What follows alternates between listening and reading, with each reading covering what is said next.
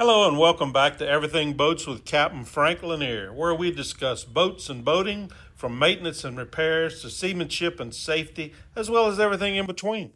This podcast is a companion to my YouTube channel of the same name, so if you like and find it useful, be sure to subscribe and please check out my YouTube channel as well, where you'll find hundreds of informative videos on pretty much every boating topic imaginable. So today's podcast is based on a segment of my YouTube channel called Ask Captain Frank. And this is where I take questions from my YouTube channel viewers, customers of my marine survey business, or just people randomly calling me up trying to get me to answer shit for free. Today's topic is soundproofing of an engine compartment. And I'm going to read an email I got from a guy who, well, let's just get right into it. But before we do that, if you find this video useful or you like it, please don't forget to like, subscribe, and share with all your friends and all the people you hate too. So let's just get right back to the question here.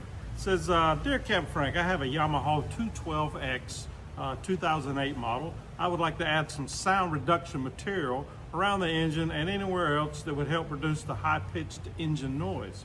I have read about a couple of different manufacturers and thicknesses of material. Is there one that works better than others?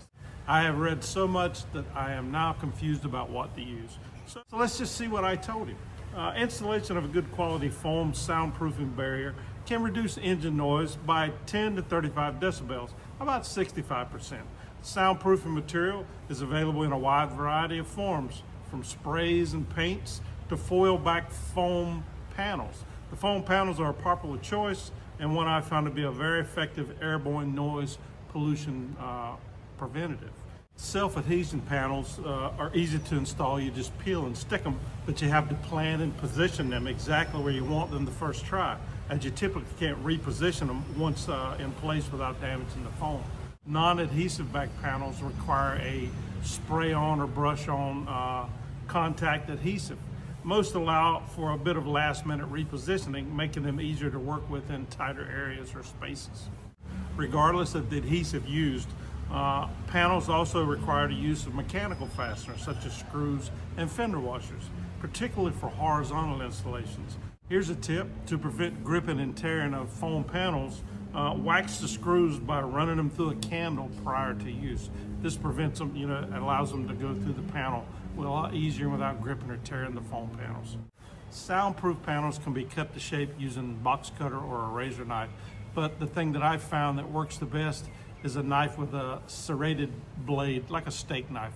You can use that to cut right through the foam panels, and it leaves a nice clean edge, better than a razor knife or a box cutter. Thin sheets of soundproofing material can also be cut with a pair of good quality scissors. The benefit of the scissors with this thin material is that you can make your cuts and angles and stuff pretty accurately. To ensure the best fit and to avoid any cutting screw-ups, I recommend making a template first out of cardboard. Use the cardboard, cut it to the proper size and stuff and the shape, and then you can use that as a cutting guide to make your actual, cuts on your soundproofing material.